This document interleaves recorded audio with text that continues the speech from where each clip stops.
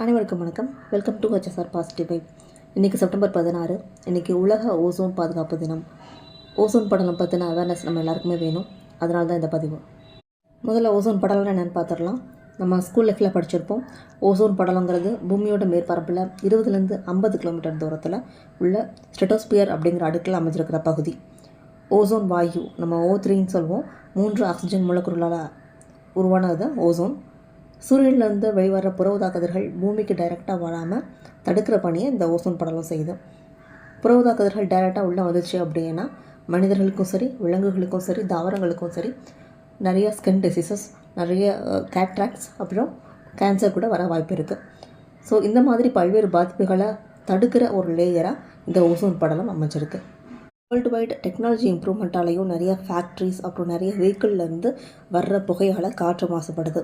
அது மட்டும் இல்லாமல் நம்ம வீட்டில் உபயோகிக்கிற ஃப்ரிட்ஜு, அப்புறம் ஏசி, இதிலேருந்துலாம் வர்ற chlorofluoro carbon, carbon tetrachloride, carbon, chlorine, இது மாதிரி நிறைய கெமிக்கல்னால் அந்த ஓசோன் படலத்தோட அடர்த்தி கம்மியாகிட்டே வருது.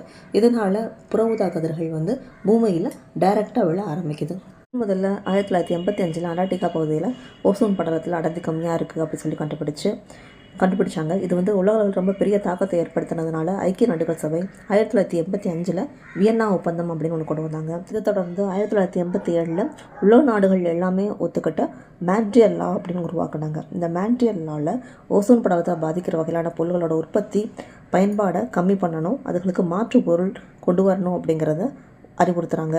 உலக மக்களிடையே இதை பற்றி விழிப்புணர்வு வேணும் அப்படிங்கிறதுனால ஐக்கிய நாடு சபை செப்டம்பர் 16 சர்வதேச ஓசோன் தினமாக கொண்டாடுறாங்க. மான்ட்ரியல் லாவை ஃபாலோ பண்ணுறது மூலமாக அடுத்த 20 அல்லது 30 ஆண்டுகளுக்குள்ள ஓசோன் படலத்தில் அடர்த்தி அதிகமாகி இயல்பு நிலைக்கு திரும்பும் அப்படின்னு வல்லுநர்கள்லாம் நம்புகிறாங்க. இந்த பூமியை அதோட தன்மை மாறாமல் பாதுகாக்க வேண்டிய மக்களாகிய நம்மளோட பொறுப்பு. இயற்கையை பாதுகாப்போம், இயற்கை வழியில் நடப்போம். இது மாதிரியான பதிவுகளுக்கு என்னோடய சேனலை சப்ஸ்கிரைப் பண்ணிக்கோங்க. தேங்க்ஸ் ஃபார் வாட்சிங்.